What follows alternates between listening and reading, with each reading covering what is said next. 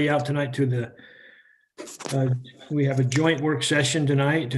We are meeting with the Planning Commission, at least on item number 1. And we invite you to stick around if you would like. Christine, I think it's your birthday, isn't it? It is my birthday. Okay, well, we won't sing happy birthday because it'd be a mess on Zoom, but happy birthday to you. Thank you for noticing. You bet. Today is December 1st, if you can believe it, of the year 2020. And in accordance with resolution number 2020-07-20R, as the mayor, I have determined that conducting meetings of the city council with an anchor location such as the city council chambers or the administration conference room presents a substantial risk to the health and safety of those who may be present there. I'd just like to highlight a couple of the facts as to the purpose. It is difficult to anticipate the number of attendees at any meeting in order to maintain social distancing to comply. COVID-19 continues to pose an immediate threat to the health, safety, and welfare of American Fork City residents. And the American Fork City can provide a way for the public to hear and view open portions of the city council meeting and to provide a way to participate in public hearings. So on our work session tonight, we have 3 items on the agenda. Item number 1 is a discussion with the Planning Commission on zoning in the downtown area. As we left it off, we were just kind of looking to work together with you and provide input in this with this group as to the boundary lines of the CC1 zone. And Adam, I asked Adam earlier today if he would just kind of get us started on maybe they have some maps of some suggested areas, and we have the ability to change those maps and then maybe propose next steps as to what would happen. So Adam, why don't you take it from there? Thank you, Mayor. So as you stated, this is kind of the next step in our discussion on the downtown area. We've had in the past year or so, we've had a study completed on the downtown and economic development study. One of the items in that study identified housing as a component for a vibrant downtown. And so recently we have amended our CC1 zone to open that up for housing purposes, higher density housing purposes. We also looked at language in the CC1 zone for different uses. The Planning Commission felt that certain uses were maybe not conducive to a downtown core, and so we cleaned those up. We brought the ordinance in draft form to the council. It was approved, so now our downtown CC1 zone is open for housing.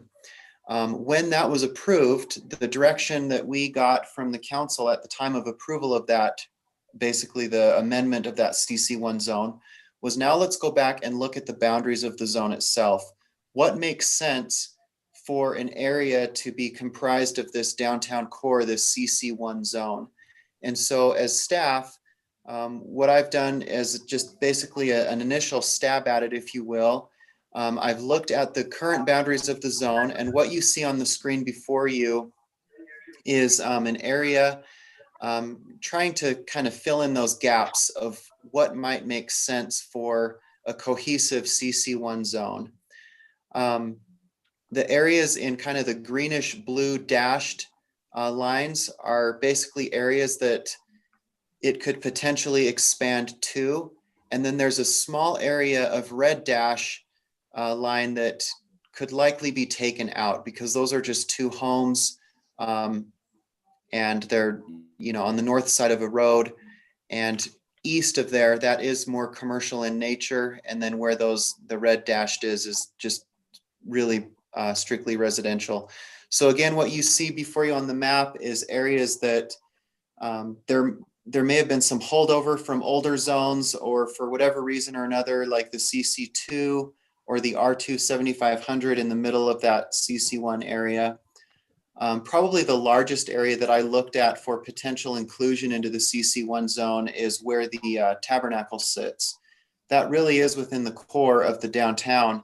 And should some of that redevelop, whether the church looks to maybe develop a portion of the parking lot someday, in an initial glance, I felt that that could be a good CC1 area because that's kind of right in your entrance on the east side to the downtown core. So we're open for discussion. Any thoughts and any thoughts you have as a council or planning commission on some boundary changes? If there are areas that you think might be included or areas that we can take out, we can definitely look at that. What I would like to accomplish tonight is kind of discuss where these boundaries are, take it back to the planning commission for some additional discussion, and then we would move it forward to the council for any zone changes. When that does happen, we would notify any property owner that is slated for a zone change that this would be a city initiated zone change, and they would have the opportunity to either be in favor or speak against that if they wanted to keep their existing zoning. So again, this is just kind of the beginning of that discussion tonight, and we'll go from there. All right. Just unmic and start talking. I think we can accomplish that. We've got about almost 20 people here, but comments. One of the things I did with the expansion of that CC1 zone, recently the Planning Commission and Council approved a zone change, and I believe it's already showing on this map, for the property at the corner of First South and First East. You can see the arrows kind of on it. We can, what I did is I took the properties west of there along First South all the way over to First West. Felt that that was a good square off of the CC1 zone. We've had some additional properties along First South request a potential zone change. And so I felt that that might make sense to extend that and have that hard line be First South, just south of Main Street.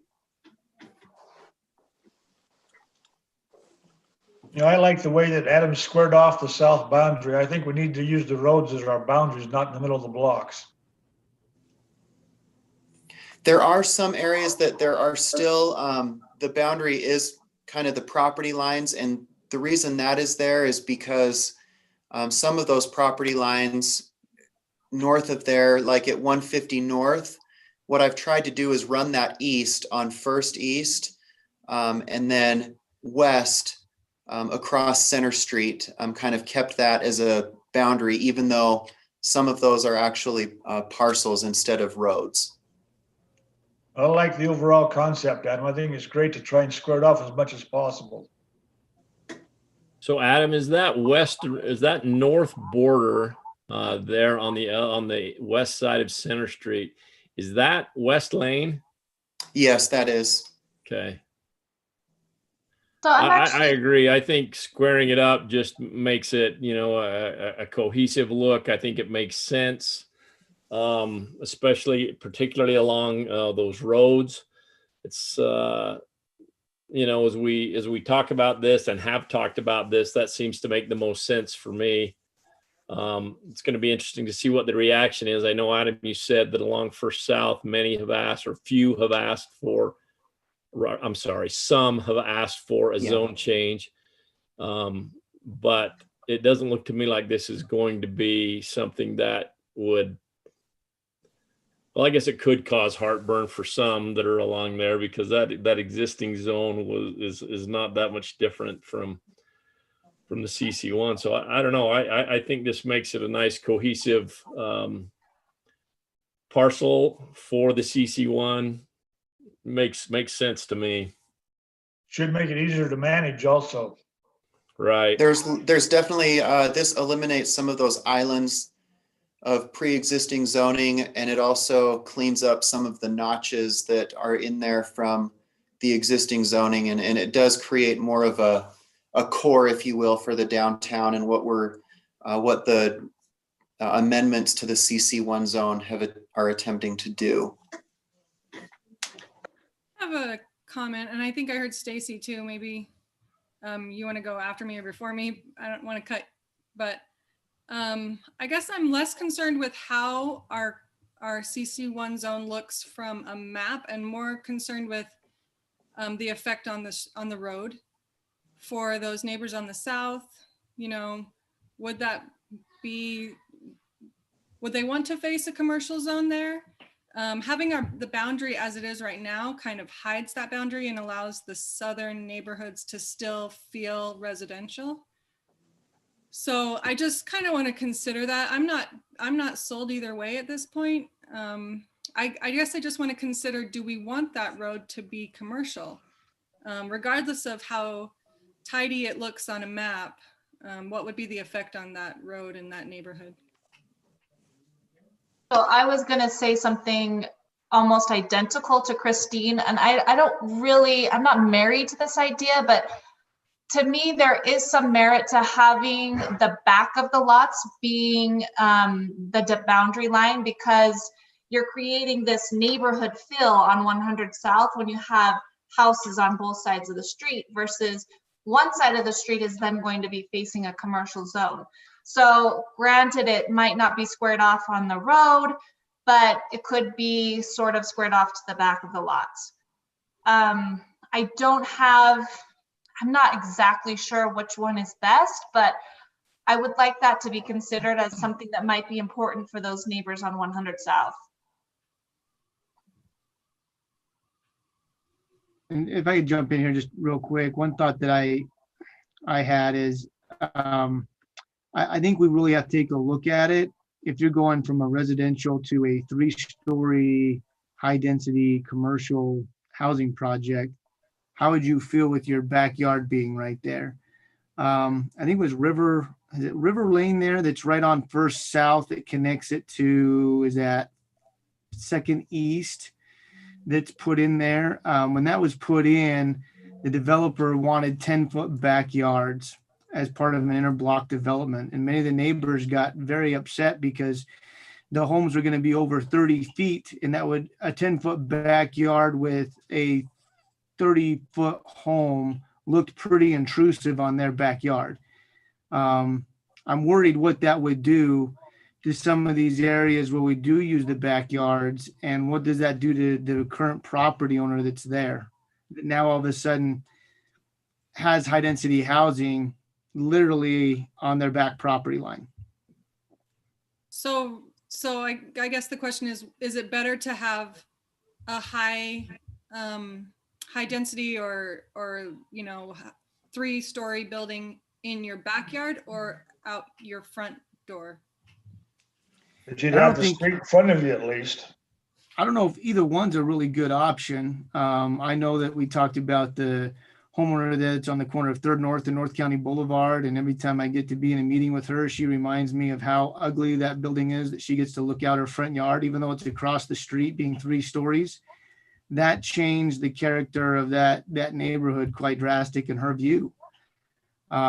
She talks about how when they moved out there way back when, she was in the middle of nowhere, and now she's in the middle of everywhere, kind of a thing there on 3rd North and North County. So I look at it and I really do believe the best way to do it is to blend it in. Is a 2-story on your back property line better than a 3, 4, or 5-story possibility? I think absolutely. That's something that probably could be lived with, versus, hey, it could go to any height as long as they provide the parking for it. That's what would make me a little upset if I owned a property right there and all of a sudden a development came in and they put a 5-story building right on my back property line.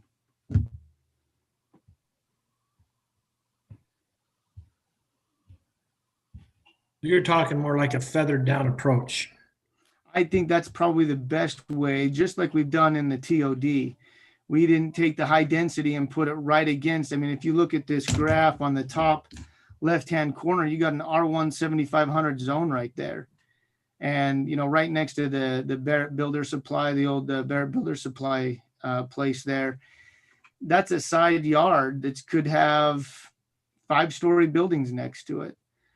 You take a look up there on the West Lane and you look at where these property lines are. I definitely think a feathered approach would be much more appealing to blend in, to make it more congruent. So to answer your question, Christine, I don't think either are good options. I think that if we could blend it, that would actually look a lot better than just this stark difference. looking from the street, how would it look seeing a home and then all of a sudden a 3-story building right behind it from a street view? I don't know if that's really going to preserve the neighborhood feel of that area or not. I know that when we built that evidence building, we got a lot of the neighbors there around the area to be a little upset because of how big that building is. And I don't know how big that building is. It's only what, Mayor, maybe 30 feet tall? Yeah. And so, we're talking buildings that could be twice that size, that could be very encroaching. And I think it would definitely hurt property values to have a development go in there and then you try to sell that. It's going to be difficult. I think the newer things that are built don't necessarily hurt property value. They're nice and beautiful, and property values in many instances go up because of the quality of what's built. I'm talking more of if you buy in a residential area, like an R1 7500, and then all of a sudden you have a 5-story building move in next door, it's going to be very hard to find the right buyer to be able to buy that property that wants a 5-story building next to them. Typically, if someone's buying into an R1 7500, they want that same look and feel around them. And that's why we have somewhat of a congruent look in the map of how it looks. We haven't had anything that goes right from 5 stories down to a residential single-story element. We've always blended it. So what kind of options do we have as far as zoning? This is all part of one zone, basically. Would we, I guess my question is toward Adam, would we say things like things could be higher in amount of floors along Main Street and adjacent, streets, but not further than that? Like, what kind of language would we use if we wanted to kind of create some kind of gradient? In one of the draft forms for the CC1 zone, there was a provision that basically limited the height of structures at the edge of the zone that were adjacent to residential zones. That's a consideration. If you're going to do that, though, one thing that I would caution is that the boundaries of the CC1 zone are fairly well set. Otherwise, let's say you had a provision of a feathered down approach, and so a property built to that, and then the property next door changed to CC1, and then it's almost as though there was no need for that feathered down approach if the property next door changes and then they're able to build a higher building. Does that make sense? Because that new property wouldn't have that restriction? Is that what you're saying? Possibly, because the property that would have been constructed on next to it, let's say they had that provision in effect, they had to build a lower building in order to because of the neighboring property had a potentially a residential zone. Let's say that property that was residentially zoned then changes. And it's also adjacent to another CC1 zone. Now they could go higher, and so you'd have a feathered down approach that really wasn't necessary in the long run. It's just something to consider. I think, Adam, with another tool that would work, could we do an overlay zone? I know we already passed it, but is that something we could go back and be able to do? Is an overlay zone saying, hey, here's where the higher density residential could be. And I'm just throwing this out there off the cuff. Maybe that overlay zone is first north down to first south, and from first west to second east, or whatever those boundaries would be a nice square overlay zone. And everywhere else is just commercial, but that's where we allow the higher density, is where that overlay map would come into play. And then as things change over time and more CC1 is done, we could look at changing that overlay zone. I think it's cleaner to just leave it in there because the CC1 zone is really quite limited as it is. It's not much of an area. That's why looking at this map to try to shore up those boundaries, some of those, it makes sense to go along streets, because then you've got more of a core area that you can work with. If you want to have some feathered down approach at the edges, whether it's a street or a property line, that's something to consider. But I think it's cleaner to just leave the entire CC1 open to that. That was really the intent of making that change, was the CC1 is the core of downtown.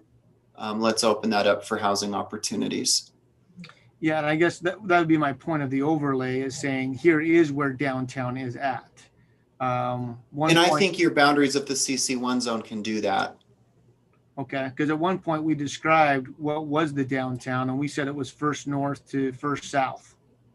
And now we're getting this creep above First North and below First South. Well, I mean, above First North, you could choose to take that out and make that just strictly residential. So any future redevelopment would have to be residential in nature and lower densities, or not as high as downtown. So again, we're not only looking at expanding the boundaries, but if you feel they need to be taken in certain areas, that's kind of what we're looking at tonight too. And would it be okay to say maybe I'm okay with commercial above First North, but just not high density housing? Well, the R4 7500 zone allows higher density housing. It caps it out at 12 units per acre. Which I guess I would be okay with. I'm just asking if that's where it would be. If I'm just saying, hey, 5-story high buildings would be best to be done between First South and First North. And I'm okay with single story commercial like Hoppers and, Thrifty C and S Point and all of those other businesses that are there, the old Sunrise Family Video. I'm okay with those being commercial. I just don't think I'd be okay with those all of a sudden popping up with higher densities than residential. Now, the R4 7500 zone allows residential uses that, they could be 3 stories right now. So it may not be that big of a transition when those properties redevelop. Okay. This is the same argument I made in our last meeting, which was that, this is supposed to be our downtown core, our densest zone. So limiting it to 2 stories is the same as we would have in suburbia, in our suburban neighborhoods, which seems to be a strong conflict in my mind. And I understand that, especially when the R4 7500 could be redeveloped into, there are numerous products that you could do 12 units an acre that are 3 stories. That could be a townhome, like one of the taller townhomes, or a condo structure. So, that's, even at the edges, you could still have, it doesn't necessarily mean it's going to be 1 or 2 story right across the street or on the edge. I agree, Stacy. We need the population there in order to make the businesses vibrant and successful for the evening and for the daytime. Oops, I just sent a chat to Sherilyn, which now I will just say it to everyone, that I just was hoping, I wanted to make clear that as we're having this discussion, that I do have some interest of some family members and some properties in this general area. And I've been talking about this for many years. So I don't see it as something that precludes me from being part of the conversation. If Sherilyn thinks otherwise, I will shut up and stop talking. Absolutely not. You have every right to contribute to the conversation. You've notified the mayor and you've put it on the record today. So you have absolutely every right to contribute to the conversation. Okay, thank you. Rob, I feel like having the boundary in a backyard is a nice way to feather it. Because you're not going to see this stark, on this side of the street is these 1940s homes. And on this side of the street is this really tall commercial with, with apartments and things like that. I feel like kind of hiding it like it is right now creates a gradual change. Sure, and I think it's just a matter of time. We know where the Shelleys bought the property to stop an R4 area going in and a fourplex going in. people buying a residential area for a residential purpose. And I think we just have to keep that in mind. I lived right down stone's throw away from this area specifically. And, many of those people in that area, and I don't see where, I don't know. I would be very concerned if I still lived down in that area. And I think that a feather approach would be better. If it's 3 stories, then it's 3 stories, but to say it could be unlimited height, as long as they provide the parking, that's what gives me the biggest heartburn, is there's no real control in there to that backyard neighbor to say, hey, it's only going to be 2 or 3 stories. It could be if they pick up the whole block, which would be difficult for a developer to do, but if they did pick up the whole block, who knows what that density could be. As a planning commission, we just thought there really isn't very much space here, and the space would be the limiting factor, that you can't build a 27-story thing because you just won't be able to provide the parking for it. I agree. So maybe that's a good question to ask. Is this some fear that I have that doesn't exist? I mean, what would be the highest density that someone could put in here?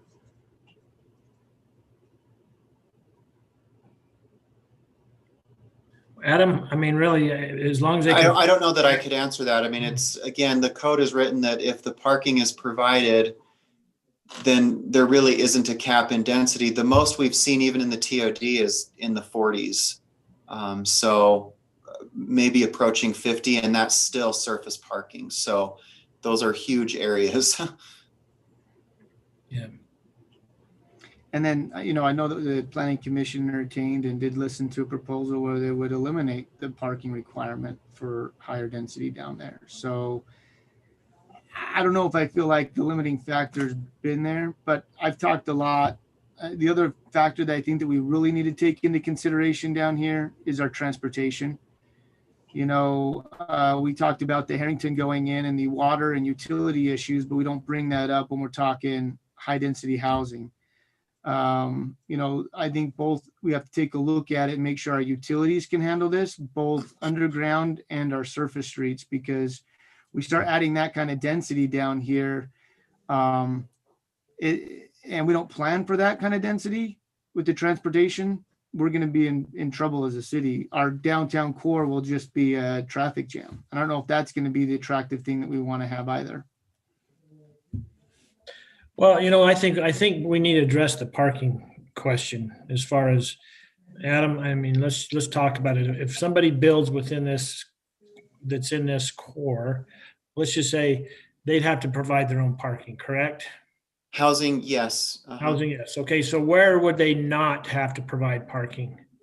There's a small area basically right along Main Street, and then Center Street on the west side and Merchant Street on the east side, largely. Though this is the downtown parking area where, as those properties, basically all of those properties are structures on the property lines. There's just no physical way to provide a parking lot. And so that downtown parking area is, those properties are allowed to use on-street parking, but it's very limited.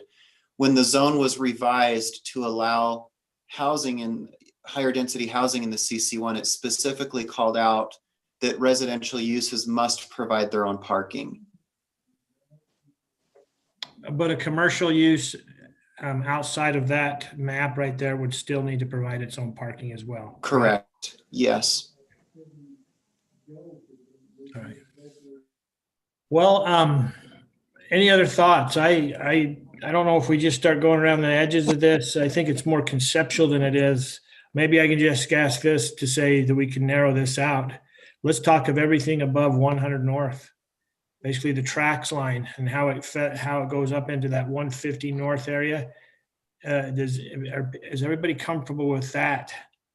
That's basically, if you want to visualize what's on the ground, that would basically be the north side of Anderson Mortuary. Correct. Yep. Okay. Is there anybody really objecting of that parcel, what we see right there that Venland's pulled in? So that border's kind of mid-block. Correct. Correct. And there's a street for a majority of that. Yeah.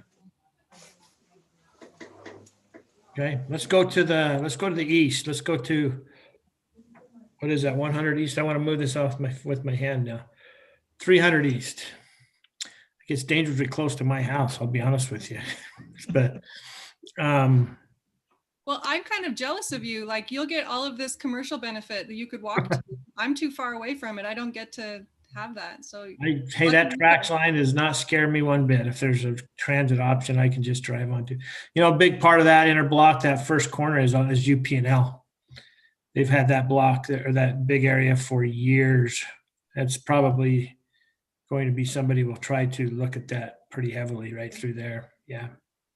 You can see over there on that area that you're talking about, Mayor, there's a few holdover, older, I guess, zones from previous times. This just looks to clean that up and square that up over on that northeast side that we're looking at. Yeah. Okay. Let's move down. Let's go south and That large area to the south, a lot of that is currently CC2, which CC2 is really a transition from older residential, traditionally residential uses that are transitioning to more of a commercial. We find that mostly along West Main Street. A number of those homes have been converted, whether it's office, restaurant, retail, salon, those types of uses. But the majority of this CC2, there's very little residential in there. A lot of it's the church property, commercial properties that have been commercial for years and years. There's very few homes in there other than the R4 7500 where this, you can see that it goes down to First South. okay. I would, my question on that one is whether or not it ought to just be squared off, go east on Main to 300 east and then come down 300 east. That's already CC1. That's why it was not included. The CC1 zone is there on the west side of All 300. that grayish Yeah. colored is, so Correct, it already is. Yes. Because I couldn't see what it actually was. I see the CC2 and across the street, the GC1, but I Yeah. just wasn't sure. Thank you. Okay. Let's move west. now. Mayor, Yes. this is Ryan Hunter. I'm inclined to, like, I feel like that First South, that transition right above, and I wish I could point out my screen, but down right above where it says R2 7500, those are brand new homes. They're twin homes that were built in the last 2 to 3 years. And to zone that, if I'm visualizing this correct, that's just south of, what's 200 east and First South. Yeah. Yeah, So- you're talking where the number's written. Yeah, where it's literally written R2 7500 right on 200 east and First South, basically. Those homes are brand new. I mean, it's not like we're talking about that's going to be a, sometime in the near future, somebody's going to tear down an old house. And I think it's disingenuous to suggest that somebody's brand new house. I think the people moved in probably a year ago and their brand new development is now zoned CC2. I grew up in this area. I'm much like Rob, frankly, and I've walked these streets as a kid many, many times. And all of those residential homes, if it's me, I know it's changed from when I was a kid and it's going to change from when I was a kid, but I would want to have a house across the street as opposed to a high density potential project. But so if we're talking about feathering things on the outside edge, and if that's what I understand you're wanting done here, Mayor, is kind of the input, I would be inclined to pull back those pink shaded areas that are currently R2 7500 or R4 7500 and phase those back into off of First South. Because what's going to happen is, in my opinion, is that the road's going to have to be changed, and that road no longer becomes a residential street. It becomes a through street, which already happens on 3rd South from everybody trying to come from 5th East all the way across there. But that's just my comments on it. So you're saying keep the pink areas above 100 South, keep them pink? basically. Yeah, I think that's kind of what Christine and I have been saying is make the border the back of those lots. Because I agree, like the streetscape is really important for creating a neighborhood. Otherwise, you're just going to cut them off from their neighborhood completely. I guess here's a question I would have, and this is a development question, but what happens if you just have, let's take let's go to the very far west corner, just below 500 or 50 south. You have one lot that might be 75 foot deep, one that's 200 feet deep. How do you really work with those pieces unless I guess the developer comes in and buys parcels out to kind of square up his project? You know, I mean, it just. And that's, Mayor, that's kind of the approach that's happening today is if, let's say some of those parcels are bought, they would then come forward and ask for a zone change and, and then it's up to the Planning Commission and Council whether or not to approve that. So if you leave those properties in the R4 7500, really what you have is what we have today is perhaps somebody will want to change them, perhaps they won't, but if they do, then they come forward on a case-by-case basis. Okay. All right. All right, so let's, I mean, we're going to have our own time to get, away from each other in separate bodies to kind of work out this. I think that we need to come to an idea of, as a group, I guess, and individually and as a group, that do we want to feather this in or make these boundaries somewhat just square in nature with, I think it's you almost have to work with the 5-story or comparing something that's going to be huge next to it, because I guess there's always that possibility, but I don't think it's real likely, but there is the possibility. But as I've understood it from Adam, there's a lot of that could take place currently with the current zoning, that it's not happening. So do we want to feather from the back of the yards or from the streetscape, using that as kind of a hard, fast break and I guess I'm just going to ask for, maybe we just speak individually about that. Where do you like it? The back of the yards or the front or the roads? I like it from the roads myself, feather in from the roads. I was of that opinion. And then Christine said, something that I would find myself, I think, saying, and it just kind of woke me up. And that is, how it looks on a map versus how it looks in reality and on the streets are entirely different. And I tend to lean towards having this remain the way it is, let those negotiations take place without a zone change in those hatched areas, and have that be the the feathered area. I just then people can do as they need to as we go along with that. But I have changed my tune through the discussion. So the map isn't as important as the physical area and the people and how that would work. I don't think the border makes it any more of a palatable situation if they're not excited about that happening. So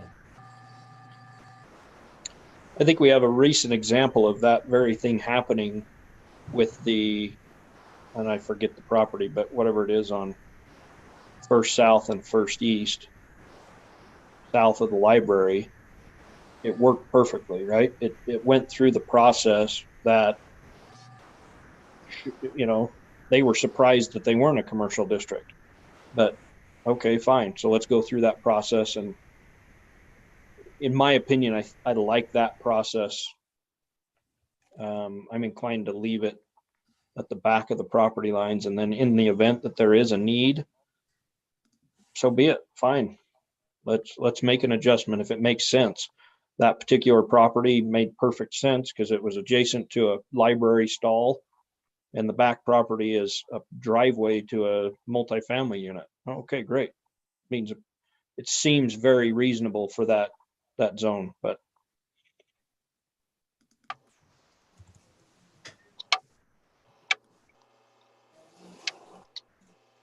Okay. All right.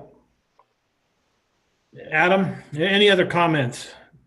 Not for me. What I'll do is we'll take this to Planning Commission. We'll discuss it more and see if we can iron some things out, and we'll work with it as long as we need to, and maybe clean up some of those islands of previous zones and at least get that squared away. And then we'll continue to discuss the discussion on the boundaries where they might be. So I'm happy to do that. And I think the Planning Commission would look forward to that as well. You feel like you received good direction? There any questions you can ask? No, I don't have any additional questions. Okay. What was the part with the red? That was to take that out of the existing CC1.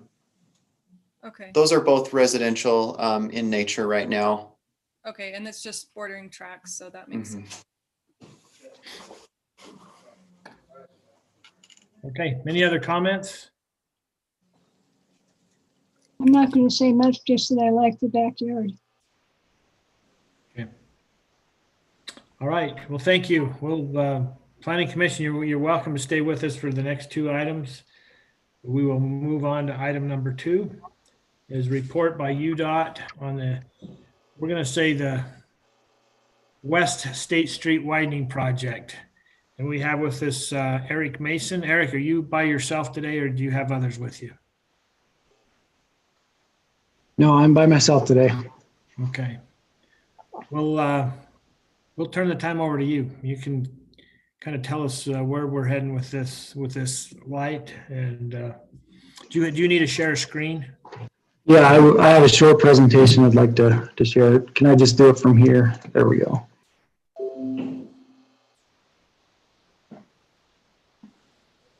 So I'm Eric Mason. I'm a project manager with UDOT. American Fork is in my geographic area. I came to this position about a year ago, and I took over this State Street project from American Fork to Pleasant Grove. So I'm just here today to give a brief update. I know a lot of you probably heard about this project. It's been going on for, I'd say, about a decade now. So I'll be brief. I'll move through this quickly. Feel free to stop me or save questions to the end, and we can go back and look at something if you like. I only have a handful of slides. So this map shows approximately where the project is. It goes from about 200 south in American Fork, 200 south in Pleasant Grove, along US 89 till about 500 east in American Fork. We're upgrading several of the major intersections. You can see at the bottom. The 3 on the left are in American Fork, 500 east, 700 east, North County Boulevard. Pretty significant widening happening there, several new lanes, bigger shoulders, bike lanes. Also at 860 East, we'll be installing a new traffic signal. That traffic signal project is being, we pulled that out to make it its own project. We should start the installation of that signal within the next month or so. So it should be up and running by the spring. I know there's a pretty high demand for that one, so we decided to pull it out rather than wait for all this other stuff to happen too. I think the last time UDOT presented this project to you all was in 2018. I don't think the design has really changed much since then, but a lot of these updates, might be, you might have seen some of this before, but this is what the cross-section isometric view of the finished product should look like. The railroad will be on the right here, so that's the north side, and then the south side's on the left. On the north, we'll only have curb and gutter. There's no sidewalk. A buffered bike lane, so that's a 5-foot bike lane with a 3-foot buffer. And then 3 through lanes, a median, which will be two-way left turns and turn lanes. 3 more through lanes, and then buffered bike lane on the other side with curb gutter sidewalk on the south side, all the way through the corridor. The timeline, this project was on hold for a couple of years.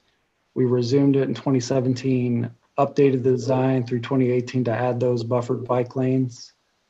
As we began to acquire the right-of-way, the property costs were so high that they used up all of our funding just to acquire property.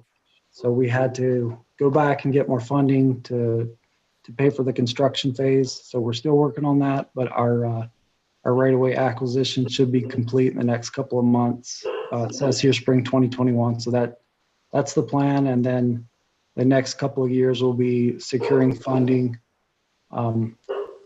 This slide says construction will begin in spring 2024. There's a chance we may be able to do that in 2023. There's still some things we might be able to work out to make that happen a little sooner, but right now we're shooting for 24. So it's still a couple of years out, so there won't be much action. The design is done. So the right of way is nearly done. You might see some utility work happening, moving power poles, but no major construction for at least a couple more years.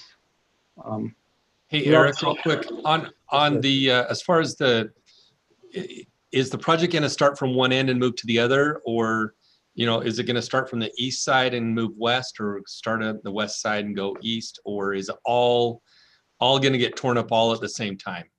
That's really up to the contractor once he is awarded the project. So we don't necessarily tell him how to do it, but usually that's how it goes. Usually they kind of work their way from one end to the other. But I've seen it done other ways. I know this project has a lot of storm drain, so they might come in and put the storm drain in first, cover that up, and then come back and do the sidewalk and curb and gutter, cover that up, and then do the pavement. So that's unknown at this time. And then do you have a time limit on that project? Is it a year to do it, to complete the project, or 2 years, or what is your project timeline completion? We don't put a limit on the project, but when the contractor bids, he bids how long it takes. So we take that into account when it's not just low price, it's low price combined with minimal days. So that, but we anticipate it's a 1-season job. So if it starts in the spring of 2024, it should be done by the fall of 24. But we don't see it having to split over 2 seasons. Okay, great. So one painful summer. And you're looking at this as all one project with the idea that one construction company, for lack of a better term or whatever, would tackle the whole project. They could obviously sub it out and everything else. Yes, exactly. But it's really, in length, how far is that from one end to the other? Do you know right offhand, anybody? I don't know. We'll look it up later. David knows how to do that. Yeah, it's 500, about 500 east to 200 south. So somebody could check it on Google pretty easily, but I don't know off the top of my head, unfortunately. No, that's fine. Okay. Can I have one question. This might be completely ignorant, but indulge me. You did mention something about funding, and I know that funding is not always easy to get. So I'm wondering if you have some sort of surety on the timeline for when this would happen.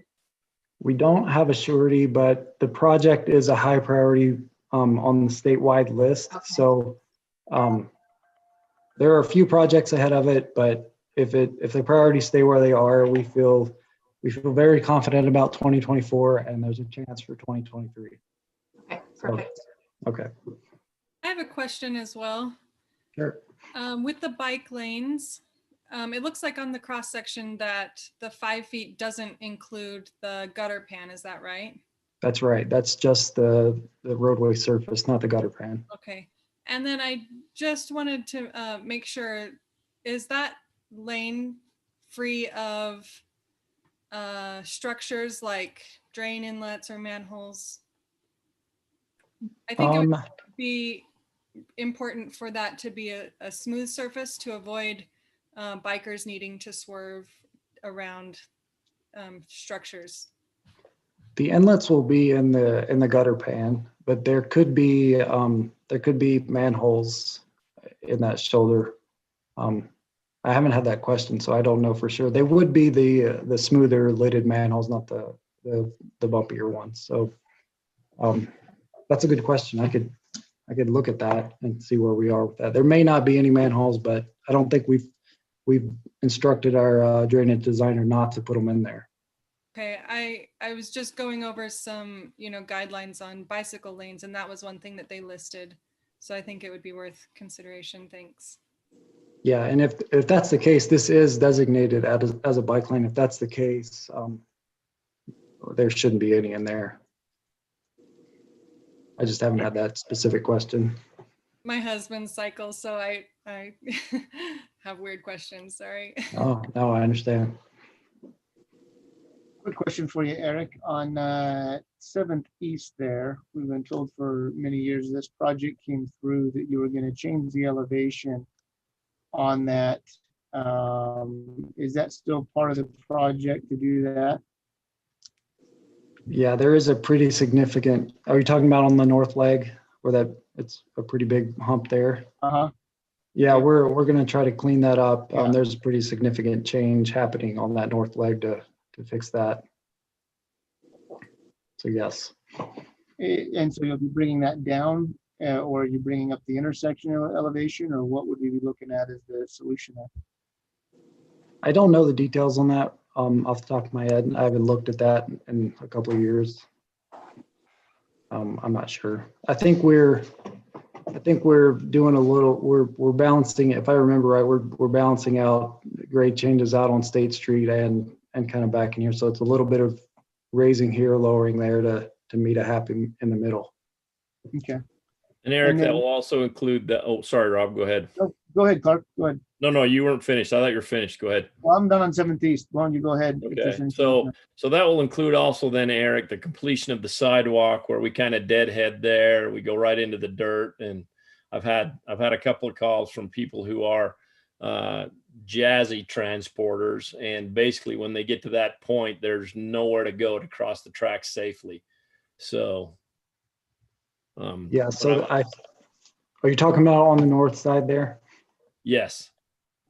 Yeah, we will be improving those. There are quite a bit of improvements along 700 East on the north leg, and that includes some sidewalks. For the most part, there won't be any new sidewalk along the north side of State Street, but there are some along 700 East. Yeah, so just the completion that will actually bring them to State Street over the tracks is Right. the concern. Right. Yeah. So David, you can drive your Jazzy over there. That will be good for you then. And Eric, just another question I had for you too, kind of on those same lines, is we've got a trail plan that we've had for years that we've put a lot of time and worked with MAG and other cities putting together, and they call it the Rail Line Trail, I think is what it's called. My biggest worry there, are we converting that now to a bike lane versus a trail? Because I don't think there's enough right of way there left to be able to put a future trail in that would connect the cities like we had originally talked about. We're not impacting the right of way or anything on the north side. Almost all of the widening is happening on the south side. So that's a UTA right away through the north side of State Street. So we're kind of holding that line and pushing everything south. Okay, I guess as I look at that, with it being a bike lane, I typically don't see a bike lane and a trail put in on the same side of the street. Maybe I'm wrong, Yeah. but it seems as if to me that the design that UDOT's presenting is that we're gonna change that to a bike lane. And maybe that's just my wrong assumption, but if you put a bike lane in there, I just don't know what the possibility of actually getting a future trail in there would be. Yeah, I don't know that. I know there was a big push back in 2018 to get these bike lanes in, and I don't know the connection between the rail trail and those bike lanes, unfortunately. I wasn't on the job then on this. Okay, just a question maybe for Adam as our city planner, and looking at that, is that something we need to update our bike pedestrian plan then to match what UDOT's planning to put in there? I know if it's on MAG's plan, which it is, I believe they're also working with UDOT, at least making the intentions known. I know right now it comes in on the west side at our boundary with Lehigh, and it's, as far as I know, it's still definitely on everyone's plans. Okay, just hoping everyone's coordinating together, because if we're putting the time and infrastructure, and I hate to go back and tear up curb and gutter to put in a bike lane or a bike path versus a bike lane, just thought if we're going and you're doing that whole area and it's right over that same area, it would make sense to make that congruent with what the cities have planned. But that's, Yeah, and I know, I do know it's on MAG's, it's still one of their priorities. Yes, and it's on our radar too. We've been involved. That rail trail environmental process has started. So I've been involved in a couple of meetings on that already. So it's on our radar too. Eric, could you tell me what will be the speed limit along this road? I mean, It won't, it won't change. Whatever it is now, it'll stay the same. There is, that's a dangerous little stretch. Yeah. I think that there's been fatalities there. What is it currently? And Chief also could probably tell us right off the top of his head. Does anybody know what it is? I want to say it's 40, right, at about 860 East. It drops. And there was a proposal to actually change that. And we got with Doug over at UDOT and said, hey, we think it should stay lower. There are some accidents in front of like JCW's, a lot of traffic going in and out of there. And we wanted that speed limit to stay a little lower. I think after you go east of there, doesn't it jump to 45 or even 50? I don't think it ever hits 50. I'm pretty sure it's 45. I drove there the other day and some people were just flying by me and I started looking and I thought I was doing about 45. I thought that was comfortable, but obviously some others didn't.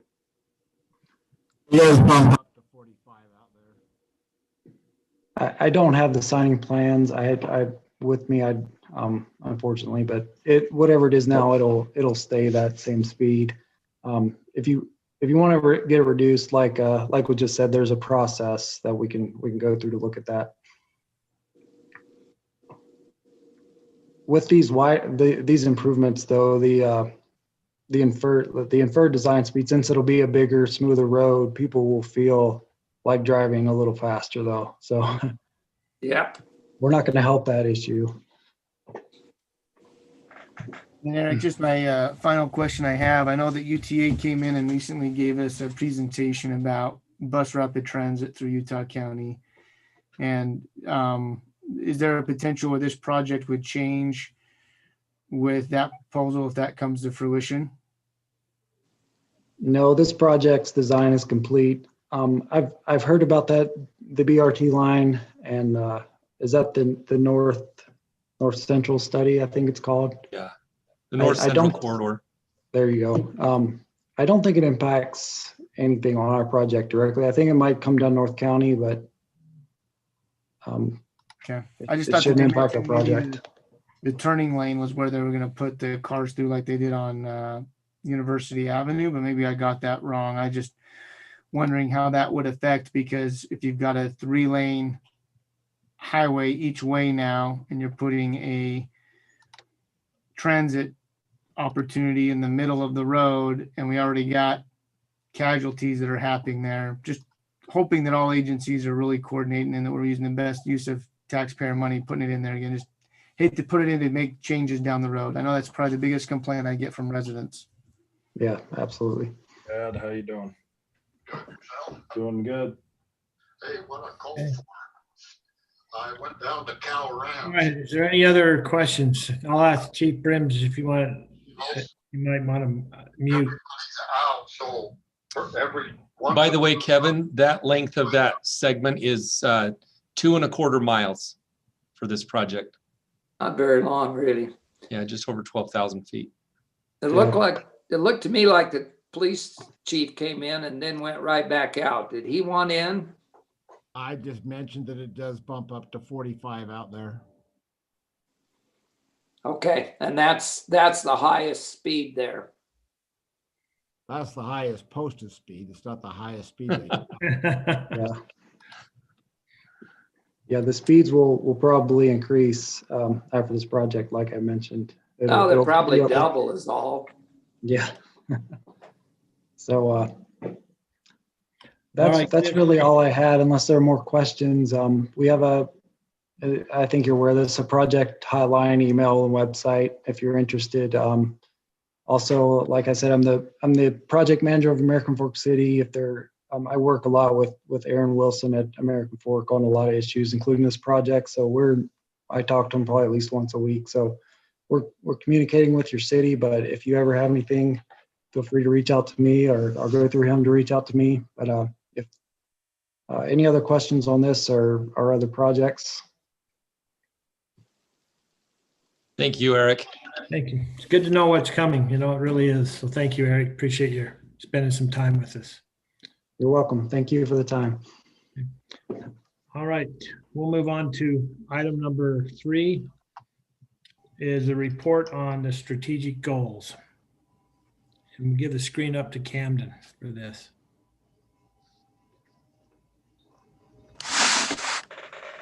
Mayor, let me work on sharing here.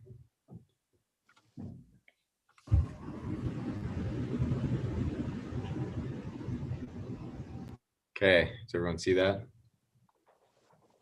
Looks good. Perfect, thanks. Okay, I'm just going to be a facilitator in this process, going through kind of the status updates as these. So feel free to pop in, ask your questions, and on a lot of them, there'll be other people other than me that will probably be able to speak in detail on these items, Scott or David. And so they'll also just jump in as they need to as well to clarify things. As is the case often with the first quarter, a lot of these items are in process or underway, but not yet completed. But there have been some significant decisions and direction on these. So let's just jump through, go one by one, and again, ask questions as you need.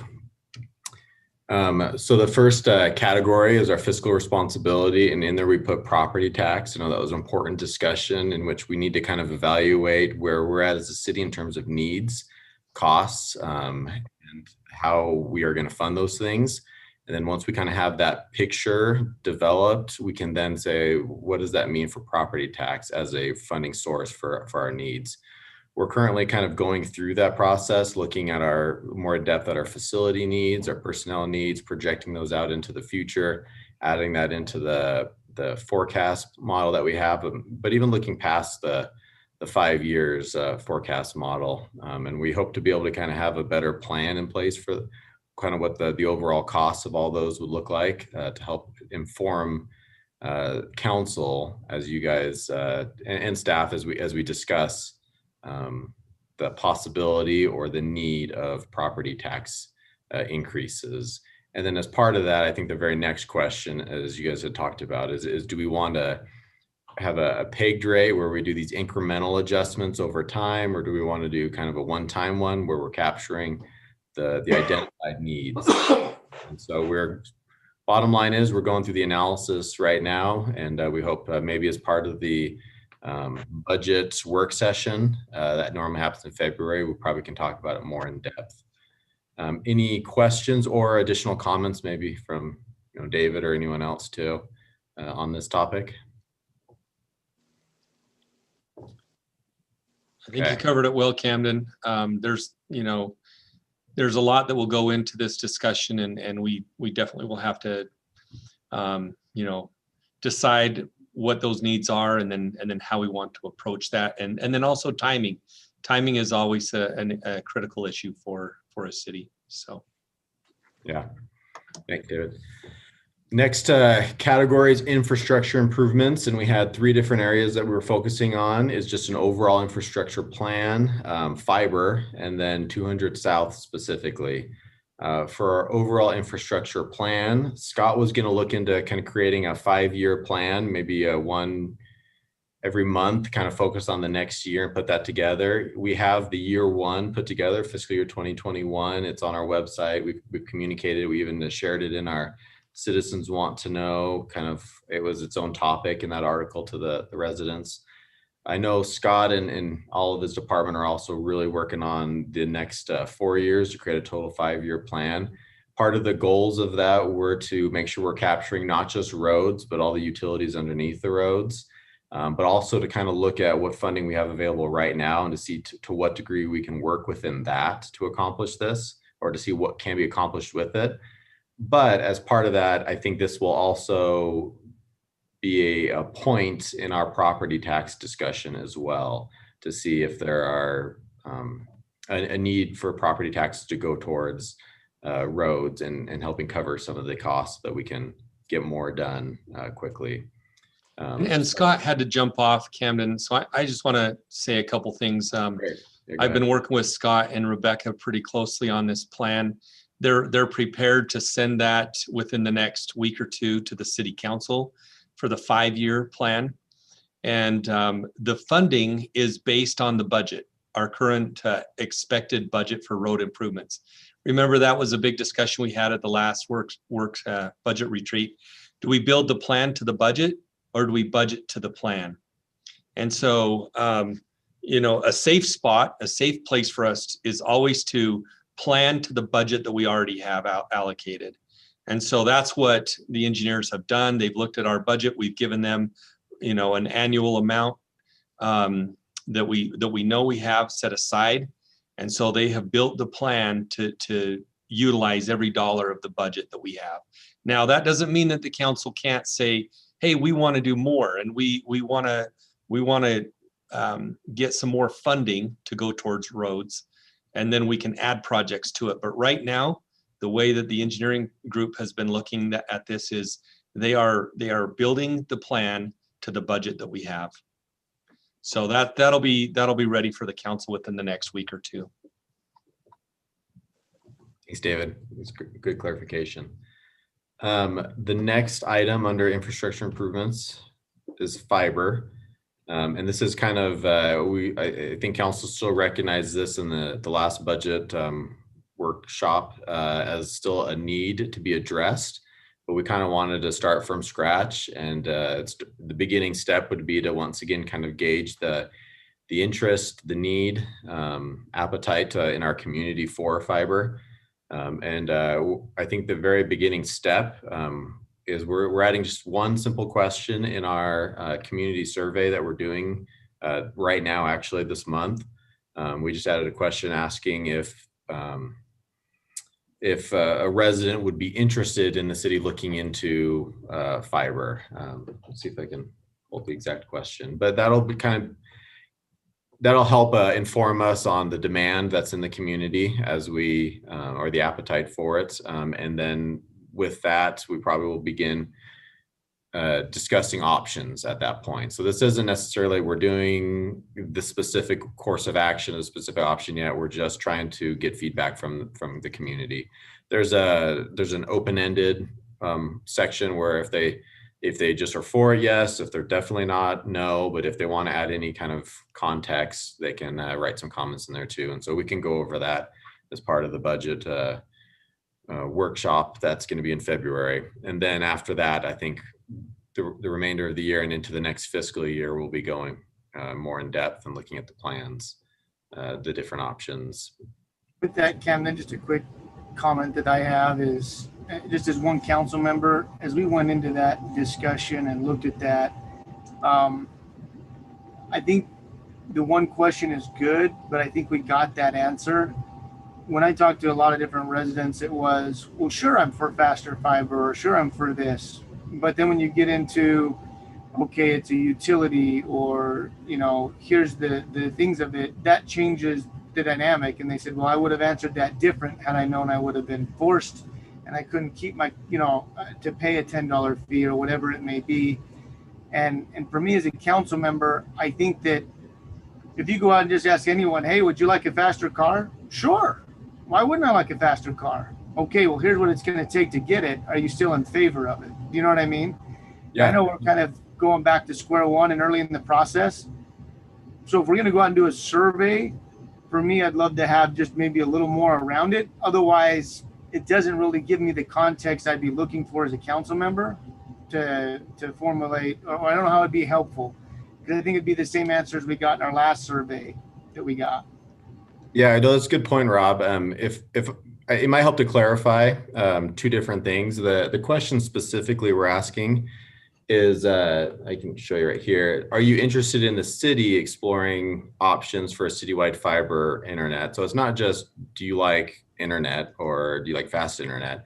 So it is contextual, a little bit more specific, the city investigating this.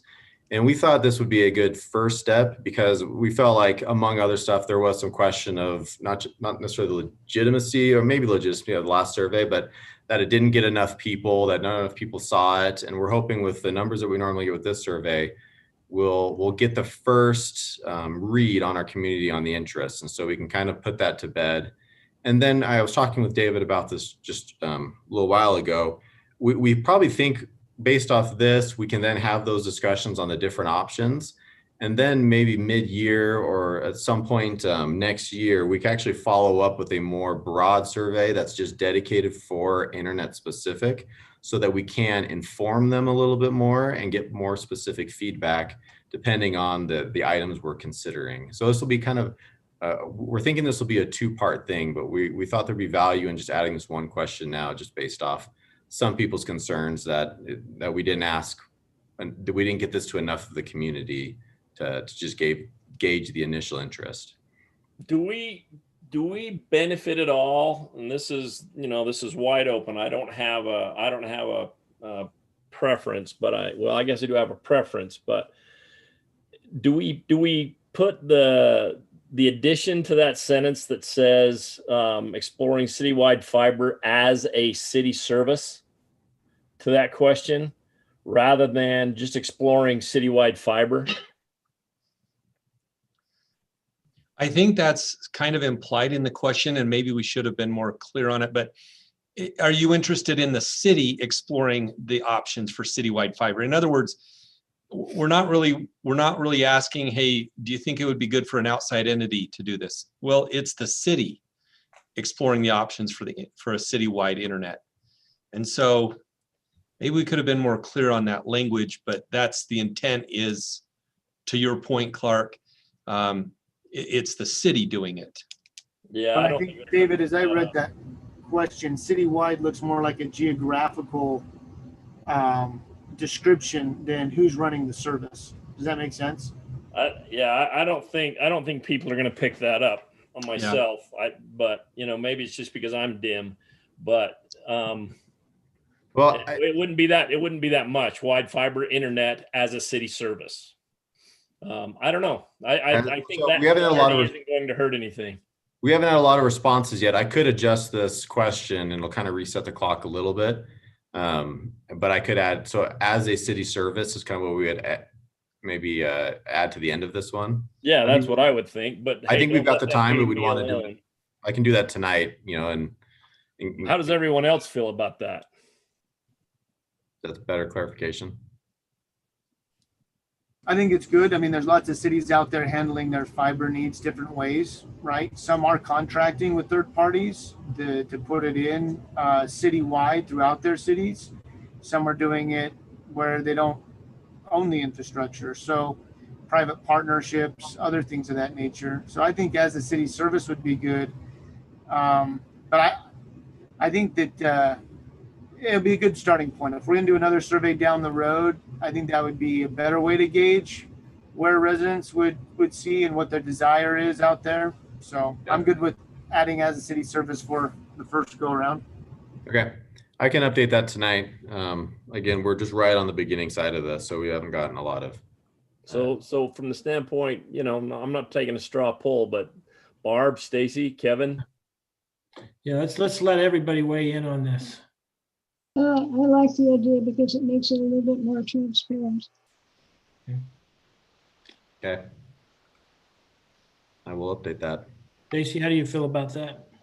Well, the only thing that I don't disagree. I think I would be fine. The only thing that's kind of rumbling in the back of my head is that, it's possible that we would choose something that wasn't necessarily completely city run.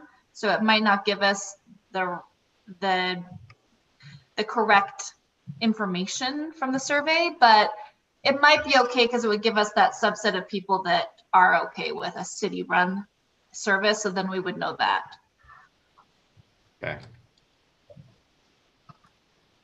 Since it's just really the first shot in the beginning, I'm fine with it. I've thought through a couple of different ways to reword it, but they tend to tie it down. And I think for this first shot in the second, what I'm going to call a second go around of this. I think to leave it wide open, and there's room there for them to comment if they want. I think that's the way to handle it. And maybe the other thing I just maybe add in there is on that second one that does go out, maybe we have a work session on that, just not to debate the where the commas are and stuff like that, but I think that it'd be important to know what information we as council members need to make those decisions, right? Making sure the survey reflects the information that we're seeking. Yeah, I agree with that. We thought this was just a basic enough question. Yeah. That looks good to me, Camden. Great. Okay, thanks. If we're done, moving on to the 200 South construction. Really, there was a pause button with the Alpine School District and some of the stuff that they are working through in regards to getting a CRA approved. They essentially wanted to wait until about this time to revisit that discussion. So that I think really what we want to do, because I think the CRA is still really important, is to go through and revisit with Alpine School Districts and see kind of where they're at with that. And that's a meeting, that's a discussion that we're going to be having here shortly with them. And if I could probably catch everybody. We did meet with them just a few weeks ago. They wanted a few more pieces of data, which we have provided to them. And we're hoping that it'll be in front of them. We were really hoping before Christmas, but we know that they have limited meeting times leading up to the holidays as well. So I doubt that our CRA will be on there before a Christmas break, but we hope to have it in an actionable state for them to vote on in the month of January. I can tell you just from, being in those meetings with Rob Smith and the new superintendent, the old one that's leaving, that it's CRAs are a very tough decision for them. They really make you prove the increase in the taxes that will be, so they can see the gain in that. And so I think the TOD is just really ripe for it because we have so much going on down there that will create a net gain for everybody. So I'm very confident that they'll see it and they'll understand it, and hopefully they'll approve it. So we hope to have it in front of them. We're really thinking we can have this in front of the county before the Christmas break, but working through the county sometimes is a little bit more time consuming getting on their agenda. Okay, thanks, Mayor. The next one we put on there is under a communication category. We were wanting to look into an opt-in event or issue notification system. Now, this was kind of in the mix of a lot of different things, but I feel like we've made some really good progress. We've recently updated our website, which visually I think it looks really good. It's brought in some key points to the forefront, but we're still making some updates. We're still cleaning up content and making other areas more focused and easier to get to. We have partnered with CityWorks to do a work order, but we're also going to be doing a report concern function with that, and we should be rolling that out hopefully in the next little bit as well. And that should be a great tool. And then finally, we are using Everbridge as for a notification system for our residents. We haven't yet communicated it out, but we actually have created the categories. So this is just me logged in on my own. I guess not anymore. And I was going to just show you, we have eight different categories that you can touch on and for American Fork City here. And so people could subscribe to any of these individually. And as they do that, they also become part of the emergency notification system. And we've incorporated that onto our city's homepage area. Right on the homepage, there's two different areas. There's a reverse 911 at the top, and then a notification system here. And both places can direct you to this and kind of give some context. So we are going to be doing training on Everbridge because we have to use multiple people on how to operate it and to actually push notifications out. Library will be over theirs, and Derek at the rec will be over theirs. But we're making headway, and it's not just with Everbridge. There's a lot of different components that is kind of working together to hopefully improve the communication to and from residents so that we can be more responsive. Any questions on communication? Yeah, just a quick one there, Camden. Glad that we're using Everbridge and we got those categories built out. Is there, I believe that they get signed up when they sign up for their utility bills. Is that right? For Everbridge? Yeah. No, I mean, there was one time initially for emergencies that we migrated some all the utility accounts over just to try and build it so that we can help get more information out. But really, that's not a great way to do it. We want them to take ownership of that, because really what we end up doing is shoehorning old emails or landlines into cell phone categories. And so we normally have limited contact information and we have to guess where to put it in Everbridge. And so even if we had done that before, we would really advocate for that same person to go and create their own account. And Everbridge is robust enough that it once it sees 2 accounts, it'll use like the more fuller version, or it knows to consolidate it to just one at that point. At least that's how I understand it or have been told. Awesome. And more what I was wondering, if at the time of signing up for utilities, if this wouldn't be a good selling point to be able to encourage people to show them, hey, you're welcome to our city, you're new, here's the way we communicate with you, you know, that type of a thing. So they're signing up and they're coming in new. We can get them at that time they're signing up for all the other city services. Yeah, no, that's a good point. I think that's really where we'd like to strike for new people. And it's not just that, it's, you know, the website, it's the report of concern functionality too. I think that we will do that for them, but I think it would still be a voluntary thing on their part. Sure. But we'd educate them at that time. And I didn't know if maybe you know, we're always talking our own businesses about onboarding and how you do a client onboard and the client experience. I know we've talked about for some time having a centralized CRM, so it kind of communicates. So, you know, I know I probably have like 5 different profiles out there in different city softwares. And they don't talk to each other and update each other as I have different things change. Mm-hmm. And so I know initially we talked about that being the technology committee, but I also think that leverage good in the communication side. But even a welcome email that goes out after they sign up for their utilities. Hey, welcome to American Fork City. Here's a few videos about how to report a concern, how to sign up for updates, things of that nature that would maybe be good to put together, but just a thought. No, those are great ideas. We've also talked about kind of once we have these things up and running pretty reliably, maybe even getting and sending magnets that have, you know, the contact information for the different departments, as well as a very short URL for report a concern, for notifications, just a real easy, simple thing that they could just put on their fridge. And even after, so they get that when they first move in, and then they can go to it at any point and get what they need. So these are good ideas.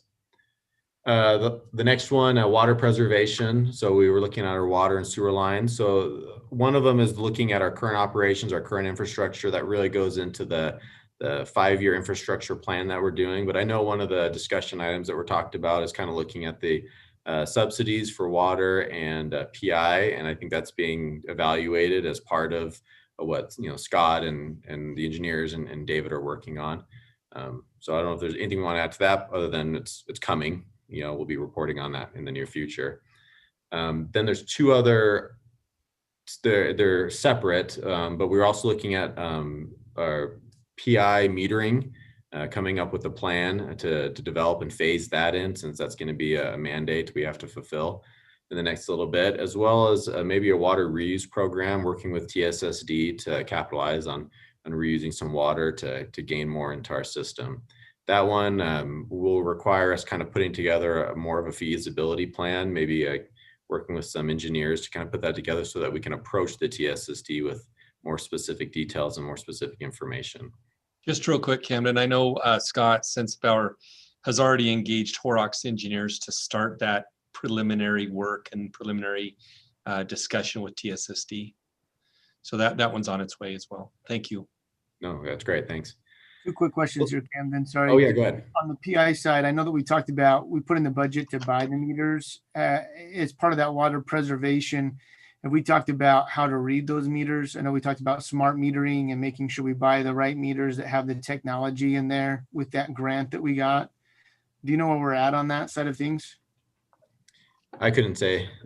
David, are you? Yeah, they haven't dove into the AMI process or kind of the actual meter itself or the reading yet.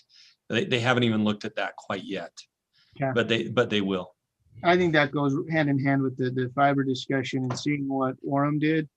And I encourage anyone to talk to the guy that was over their installation. It was very informative for me to understand how they did it, how it reads, and it's a lot different system than what we were told with Todd Marriott. That I feel much more comfortable with what Orem has implemented.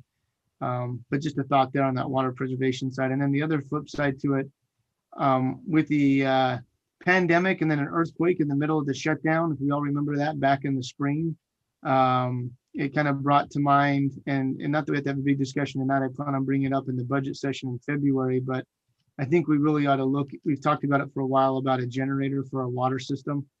Just a pandemic that wasn't even a risk to our water system. You saw the water flying off the shelves. What would we do if we couldn't turn on a well or a pump? And so, not again that we have to do it tonight, but something I think we ought to revisit moving forward sometime. I think we should get a bottling station. That'd be awesome. Make our own bottled water. Yeah. I have a funny joke that goes alongside that, but. Am I mistaken, or did Rob just ask if we remembered the pandemic starting in early spring in March? Did Rob just ask that? I know. Some people, short-term memory. That's I suffer from that. Oh man, that's funny. Sorry, Rob. That's just wide open. I had to take that. You're good. Moving forward, the last one, quality of life, and really our die. We want to try and get that all wrapped up. We're thrilled with the completion of the phases 1 through 3.